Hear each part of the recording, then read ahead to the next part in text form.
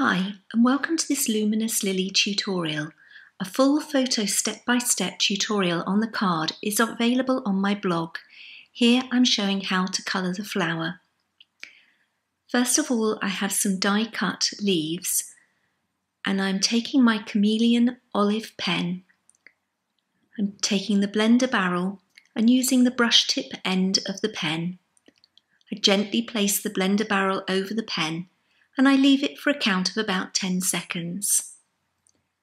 Once this is done, I remove the barrel and start colouring from the top part of the leaf down towards the bottom.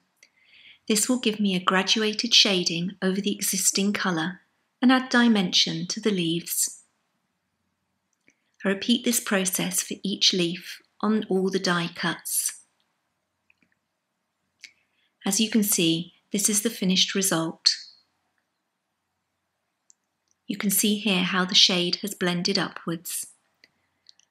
I then take a foam pad and use a leaf shape embossing tool and just gently shape each leaf.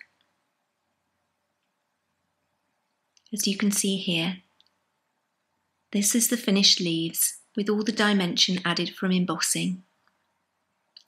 Next, I take Memento Tuxedo black ink and the luminous stamp and stamp onto card. I take the Red Orange Chameleon pen. Again, I'm going to use the brush tip end. And I'm going to place the blender barrel over the tip of the pen. Again, I'm going to count for about 10 seconds or so. I'll just move in so that you can see closer. Once the time is up, I begin to blend from the outside of the pen towards the middle. And as you can see, the pen automatically gets darker as I go along the petal.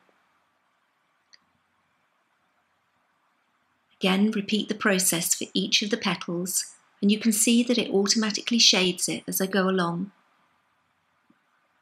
Once I have completed all the petals, it doesn't matter that I've gone outside the lines. I'm then going to add a little bit more detail from the centre with the brush tip, just flicking it out.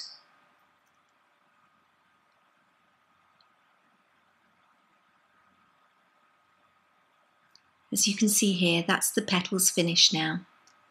I then take the blender pen and just remove some of the colour from the stems of the stamen. This will allow me to get a more accurate colour for the green.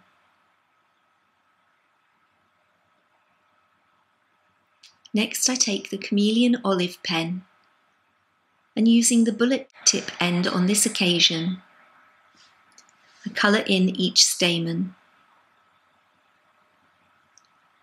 The bullet tip allows you to get into finer lines more easily.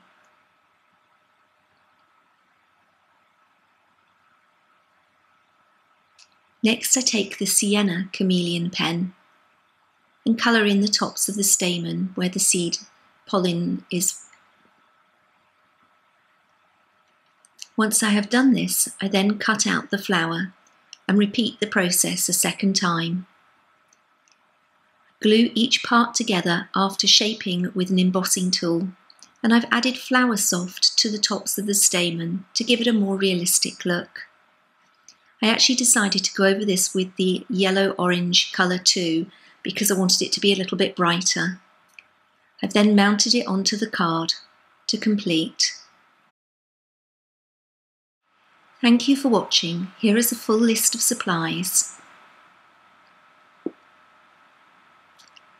For further inspiration, please visit my blog at candronicocardcraft.blogspot.co.uk.